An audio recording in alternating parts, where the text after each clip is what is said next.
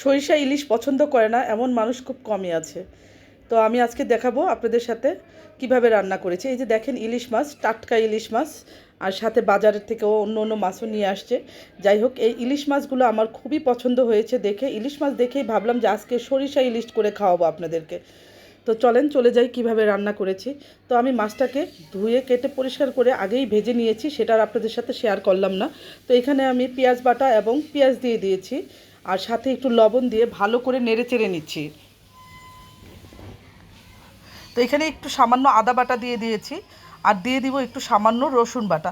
অনেকেই আদা রসুন খায় না ইলিশ মাছে, বাট আমার কাছে ভালো লাগে, তাই আমি অল্প অল্প করে দিই। আর সামান্য একটু জিরার গুঁড়া দিয়ে দিয়েছি, আর দিয়ে দিব একটু মরিচের গুঁড়া, দিয়ে দিব একটু হলুদের গুঁড়া। কারণ আমি এখানে কাঁচামরিচ পরে ইউজ করব, তাই একটু মশলা একটু হালকা করে দিয়েছি। আর ইলিশ মাছে কিন্তু সরিষা ইলিশে হালকা মশলাটাই ভালো লাগে।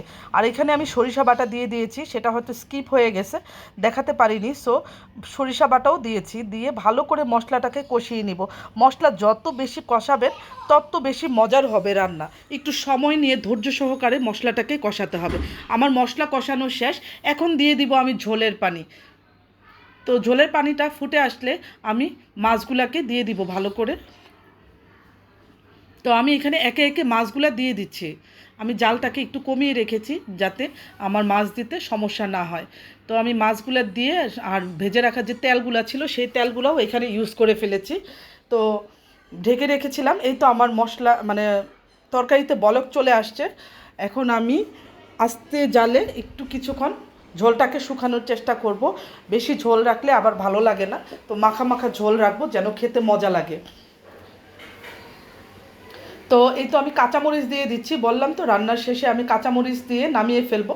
তো কাঁচামরিচগুলো দেওয়া হয়ে গেছে। আমার কাঁচামরিচটা দিলে সুন্দর একটা ফ্লেভার আসে এবং খেতে কিন্তু অনেক ভালো লাগে। অনেক দিন পর আজকে বাসায় রান্না করছি, আমার কি যে ভালো লাগছে, মনে হচ্ছে নিজের বাড়িতে বহুত দিন পর রান্না করছি। আমার মেয়ে বলতেছিল, আম্মু তোমার রান্না অনেক মিস করতেছিলাম। তো অসুস্থ শরীর নিয়েও ভাবলাম যে একটু রান্না করি আর একটা লং ভিডিও করি আপনাদের সাথে শেয়ার করি। কারণ অনেক দিন আমি কোনো লং ভিডিও দিতে পারি না, যেহেতু আমি একটু মানে ট্রিটমেন্টের জন্য চেন্নাইতে গিয়েছিলাম। প্রায় 15 দিনের মতো আমি ওইখানে ছিলাম। তো শর্ট ছোটোখাটো ভিডিও আমি ওইখানে শেয়ার করেছি, কোনো লং ভিডিও দিতে পারিনি। তো ভাবলাম আজকের এই সুযোগটা আর হাতছাড়া করব না, আপনাদেরকে আজকে আমি একটা লং ভিডিও উপহার দিব। কষ্ট করে হলেও আমি ভিডিওটা করেছি। যদি আপনাদের ভালো লাগে তাহলে অবশ্যই আমার ভিডিওটা দেখবেন। তো আমার রান্না শেষ, গল্প করতে করতে রান্নাও শেষ হয়ে গেল, চুলা নিভিয়ে দিয়েছি। এখন আমি এটাকে মানে একটা সার্ভিং ডিশে ঢেলে রাখবো। তো আমি ডিশটাকে রেডি করছিলাম। সো রেডি করা হয়ে গেলেই আমি মাছটাকে সার্ভিং ডিশে ঢেলে ফেলবো। এই তো আমার মাছ ঢালাটাকে আমি সার্ভিং ডিশে ঢেলে নিলাম, এবং মাশাল্লাহ দেখেন কি সুন্দর চেহারা হয়েছে। মাশাল্লাহ খেতেও কিন্তু মজার হবে। আমি ঝোলটা একটু চেটে দেখেছিলাম, খুবই ভালো লেগেছিল আমার কাছে। মাশাল্লাহ মাশাল্লাহ।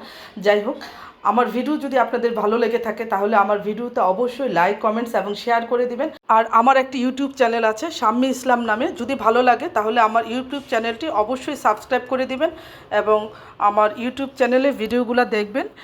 যাই হোক, সবাই ভালো থাকবেন, আমার জন্য দোয়া করবেন। আল্লাহ হাফেজ।